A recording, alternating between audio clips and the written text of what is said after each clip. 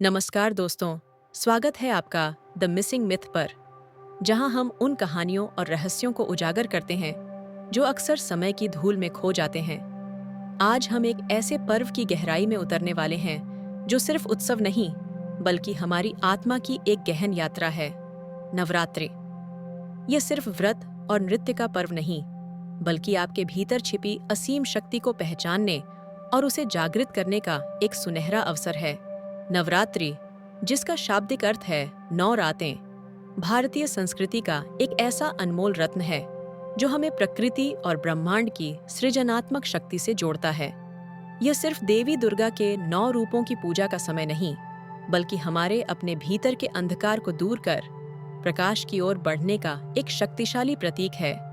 इन 9 रातों में हम अपने भीतर के राक्षसों जैसे क्रोध, लोभ, आलस्य, अहंकार और भय पर विजय प्राप्त करने का संकल्प लेते हैं। यह पर्व हमें सिखाता है कि सच्ची शक्ति बाहरी प्रदर्शन में नहीं, बल्कि आंतरिक शुद्धि और आत्मनियंत्रण में निहित है। हर दिन, हर देवी के साथ हम अपनी चेतना के एक नए स्तर को छूते हैं, अपनी आत्मा को परिष्कृत करते हैं और दिव्यता के करीब आते हैं। यह एक ऐसा समय है जब ब्रह्मांडीय ऊर्जा अपने चरम पर होती है और हम इस ऊर्जा का उपयोग अपने जीवन में सकारात्मक परिवर्तन लाने के लिए कर सकते हैं। कहा जाता है कि नवरात्रि का आरंभ केवल महिषासुर की कथा से ही नहीं, बल्कि आशी मुनियों की गहन तपस्या और देवताओं की पुकार से जुड़ा है। ये वह समय था जब ब्रह्मांड में असुरों का आतंक चरम पर था और महिषासुर नामक शक्तिशाली दैत्य ने स्वर्गलोक पर भी अपना आधिपत्य जमा लिया था। देवताओं की सारी शक्तियां क्षीण हो चुकी थीं और वे असहाय महसूस कर रहे थे। जब सभी देवता अपनी हार मान चुके थे, तब उन्होंने ब्रह्मा, विष्णु और महेश के पास जाकर अपनी व्यथा सुनाई। देवताओं की प्रार्थना सुनकर त्रिदेवों और अन्य देवताओं के क्रोध और ऊर्जा से एक दिव्य प्रकाश पुंज प्रकट हुआ। यह प्रकाश पुंज इतना तेजस्वी था कि उसने पूरे ब्रह्मांड को प्रकाशित कर दिया और इसी से मां दुर्गा का भव्य और शक्तिशाली स्वरूप प्रकट हुआ। यह कथा हमें सिखाती है कि जब हम अपनी सारी आशाएं खो देते हैं, तब भी एक अदृश्य शक्ति हमारी रक्षा के लिए प्रकट होती है, बशर्ते हम उसे सच्चे मन से पुकारें। नवरात्रि के पहले दिन हम मां शैलपुत्री की पूजा करते हैं, जो हिमालय की पुत्री और मां दुर्गा का सबसे पहला रूप है। ये साधना की पहली सीढ़ी है, जो हमें स्थिरता, दृढ़ता और संकल्प का संदेश देती है। पिछले जन्म में यही माता सती थीं, जिन्होंने अपने पिता दक्ष द्वारा शिव के अपमान से व्यथित होकर यज्ञ की अग्नि में अपना शरीर त्याग दिया था। सती के पुनर्जन्म का रूप ही शैलपुत्री है, जो पर्वतराज हिमालय के घर जन्मी। उनका यह रूप हमें सिखाता है कि जीवन की हर चुनौती में हमें पर्वत जैसी अटल दृढ़ता बनाए रखनी चाहिए। वे हमें अपनी जड़ों से जुड़ने, अपनी आंतरिक शक्ति को पहचानने और अपने लक्ष्य के प्रति अडिग रहने की प्रेरणा देती हैं। शैलपुत्री की पूजा हमें अपनी आध्यात्मिक यात्रा की शुरुआत करने और उसमें स्थिरता बनाए रखने में मदद करती है। नवरात्रि के दूसरे दिन मां ब्रह्मचारिणी की आराधना की जाती है, जो तप की देवी हैं। उन्होंने भगवान शिव को पति रूप में पाने के लिए वर्षों तक कठोर तपस्या की थी। पहले उन्होंने केवल फल और फूल खाए, फिर केवल पत्तों पर जीवित रहीं और अंत में उन्होंने हवा पर ही अपना जीवन व्यतीत किया। उनके इस असाधारण तप ने तीनों लोकों को हिला दिया था। उनके तप से प्रसन्न होकर भगवान शिव ने उन्हें अपनी अर्धांगिनी के रूप में स्वीकार किया। मां ब्रह्मचारिणी का यह रूप हमें धैर्य, आत्म अनुशासन और लक्ष्य के प्रति अटूट निष्ठा का संदेश देता है। यह हमें सिखाता है कि जीवन में सफलता और आध्यात्मिक उन्नति के लिए तपस्या और संयम कितना आवश्यक है। उनकी पूजा हमें अपनी इंद्रियों पर नियंत्रण पाने और अपने मन को एकाग्र करने की शक्ति प्रदान करती है। तीसरे दिन मां चंद्रघंटा की पूजा होती है, जिनके माथे पर अर्धचंद्र सुशोभित है और जिनके हाथों में विभिन्न अस्त्र शस्त्र हैं। उनका यह रूप अत्यंत तेजस्वी और शक्तिशाली है, फिर भी वे अपने भक्तों को शांति और अभय प्रदान करती हैं। एक कथा के अनुसार, जब शिवजी विवाह के लिए अपने भूत प्रेत गणों के साथ आए, तो उनका भयानक रूप देखकर पर्वतराज और देवी पार्वती के रिश्तेदार भयभीत हो गए। तभी देवी ने चंद्रघंटा रूप धारण किया और अपने सौम्य रूप से सबको शांति का आशीर्वाद दिया। यह रूप हमें सिखाता है कि डर को साहस से जीतना चाहिए और विपरीत परिस्थितियों में भी हमें अपनी आंतरिक शांति बनाए रखनी चाहिए। माँ चंद्रघंटा हमें नकारात्मक शक्तियों से लड़ने और अपने जीवन में संतुलन स्थापित करने की शक्ति देती है। उनकी आराधना से भय दूर होता है और आत्मविश्वास बढ़ता है। चौथे दिन हम माँ कूष्मांडा की पूजा करते हैं, जिनका यह रूप बहुत अद्भुत और रहस्यमय है। कहा जाता है कि जब चारों ओर अंधकार था और सृष्टि का कोई अस्तित्व नहीं था, तब माँ कूष्मांडा ने अपनी दिव्य मुस्कान से ब्रह्मांड की रचना की थी। इसलिए इन्हें ब्रह्मांड की माता और आदिशक्ति का स्वरूप माना जाता है। उनकी मुस्कान से ही सूर्य, तारे और ग्रह नक्षत्रों का जन्म हुआ। माँ कूष्मांडा हमें जीवन में रचनात्मकता, ऊर्जा और सकारात्मकता का महत्व सिखाती है। वे हमें याद दिलाती हैं कि हमारे भीतर भी ब्रह्मांड को रचने की शक्ति है, हमें बस उसे पहचानना है। उनकी पूजा हमें जीवन में नई शुरुआत करने, चुनौतियों को अवसरों में बदलने और अपने भीतर की रचनात्मक ऊर्जा को जागृत करने की प्रेरणा देती है। वे हमें अंधकार से प्रकाश की ओर ले जाती हैं। नवरात्रि के 5वें दिन माँ स्कंद माता की आराधना की जाती है, जो भगवान कार्तिकेय स्कंद की माता हैं। जब देवताओं को तारकासुर नामक दैत्य से रक्षा के लिए एक शक्तिशाली सेनापति की आवश्यकता थी, तब माँ पार्वती ने अपने पुत्र स्कंद को जन्म दिया। स्कंद ने देवताओं की सेना का नेतृत्व कर असुरों का विनाश किया और धर्म की रक्षा की। इसीलिए स्कंद माता को धर्म और धर्म रक्षकों की संरक्षिका माना जाता है। उनका यह रूप मातृत्व, प्रेम और शक्ति का अद्भुत संगम है। वे हमें सिखाती हैं कि प्रेम और करुणा के साथ साथ धर्म की रक्षा के लिए शक्ति का उपयोग करना भी आवश्यक है। स्कंद माता की पूजा हमें अपने बच्चों के प्रति प्रेम, परिवार के प्रति समर्पण और समाज में न्याय स्थापित करने की प्रेरणा देती है। छठे दिन माँ कात्यायनी की पूजा होती है, जो माँ दुर्गा का सबसे प्रसिद्ध योद्धा रूप है। ऋषि कात्यायन ने देवी की आराधना कर उनसे पुत्री प्राप्त करने का वर मांगा था, ताकि वे महिषासुर का वध कर सकें। तभी देवी कात्यायनी उनके घर जन्मी और महिषासुर का वध किया। इसलिए इन्हें कात्यायनी कहा गया। उनका यह रूप अन्याय के विरुद्ध न्याय की तलवार उठाने का प्रतीक है।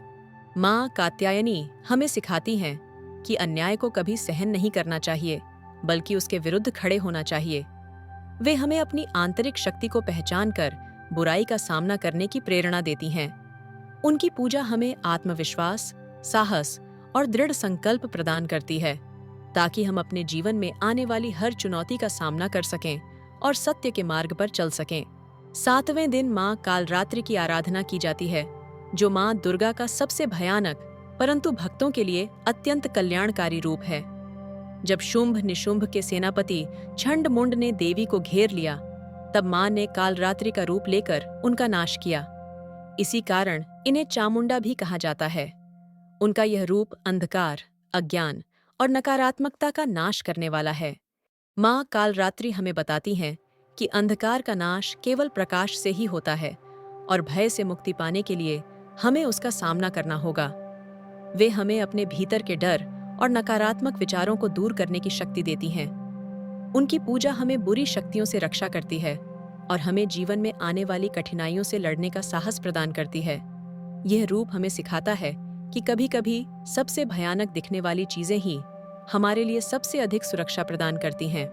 8वें दिन माँ महागौरी की पूजा होती है, जिनका वर्ण श्वेत है और ये निर्मलता व शांति की प्रतीक हैं। कहा जाता है कि जब पार्वती ने शिव को पति रूप में पाने के लिए कठिन तपस्या की, तब उनका शरीर धूल और मिट्टी से काला पड़ गया था।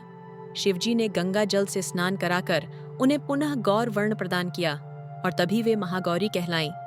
माँ महागौरी हमें आत्मशुद्धि, पवित्रता और आंतरिक सौंदर्य का महत्व सिखाती हैं।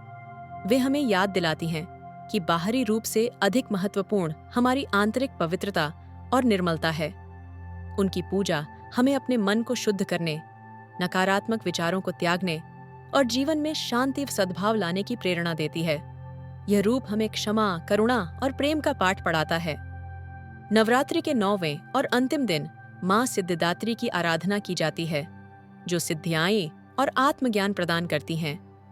यही माँ ब्रह्मा, विष्णु और महेश को भी सिद्धियां प्रदान करती हैं।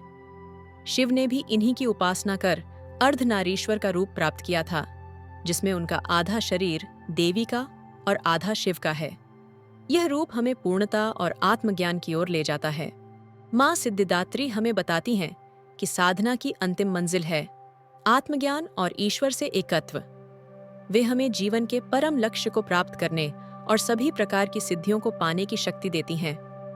उनकी पूजा हमें अपनी आध्यात्मिक यात्रा को पूर्ण करने और अपने भीतर की दिव्यता को पूरी तरह से जागृत करने में मदद करती है।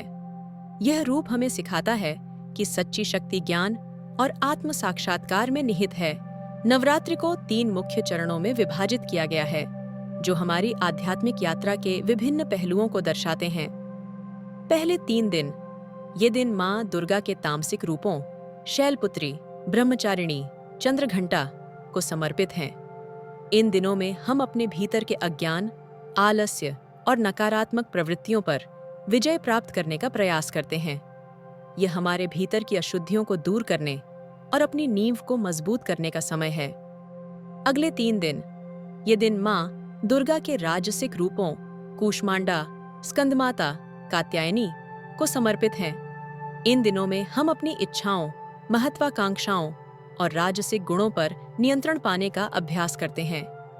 ये हमारी ऊर्जा को सही दिशा में लगाने और अपने लक्ष्यों को प्राप्त करने के लिए प्रेरित होने का समय है। अंतिम 3 दिन, ये दिन माँ दुर्गा के सात्विक रूपों कालरात्रि, महागौरी, सिद्धिदात्री को समर्पित हैं। इन दिनों में हम सात्विकता, निर्मलता और आत्मज्ञान की प्राप्ति की ओर बढ़ते हैं। यह हमारी चेतना को उच्च स्तर पर ले जाने, आंतरिक शांति प्राप्त करने और दिव्यता से जुड़ने का समय है। 10वें दिन विजयादशमी आती है, जो हमें सिखाती है कि अंततः सत्य, धर्म और अच्छाई की ही विजय होती है।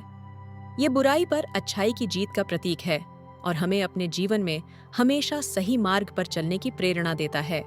तो दोस्तों, नवरात्रि केवल एक त्योहार नहीं है, यह एक गहन आध्यात्मिक प्रक्रिया है, एक अवसर है अपनी आंतरिक शक्ति को जगाने, अपनी आत्मा को शुद्ध करने और अपने भीतर की दिव्यता को पहचानने का। यह हमें सिखाता है कि हर स्त्री में दुर्गा का अंश है और हर पुरुष में शिव का। यह पर्व हमें अपनी जड़ों से जुड़ने, अपने संस्कारों को समझने और एक बेहतर इंसान बनने की प्रेरणा देता है। यह समय है अपने भीतर झांकने का, अपनी कमियों को स्वीकार करने का और उन्हें अपनी शक्तियों में बदलने का। माँ दुर्गा के 9 रूप हमें जीवन के हर पहलू में मार्गदर्शन प्रदान करते हैं, हमें साहस, धैर्य, प्रेम और ज्ञान से भर देते हैं। इस नवरात्रि आइए हम सब मिलकर अपनी आंतरिक शक्ति को जागृत करें और एक सकारात्मक परिवर्तन की ओर बढ़ें। अगर आपको यह वीडियो अच्छा लगा हो और आपने नवरात्रि के इस गहरे अर्थ को समझा हो, तो कृपया लाइक करें, अपने दोस्तों और परिवार के साथ शेयर करें और हमारे चैनल द मिसिंग मिथ को सब्सक्राइब करना न भूलें। आपकी एक छोटी सी क्रिया हमें ऐसे और भी ज्ञानवर्धक वीडियो बनाने के लिए प्रेरित करती है। कमेंट्स में हमें बताएं कि माँ दुर्गा का कौन सा रूप आपको सबसे अधिक प्रेरित करता है और माँ दुर्गा के आशीर्वाद से आपका जीवन भी शक्ति, शांति और समृद्धि से भर जाए। जय माता दी।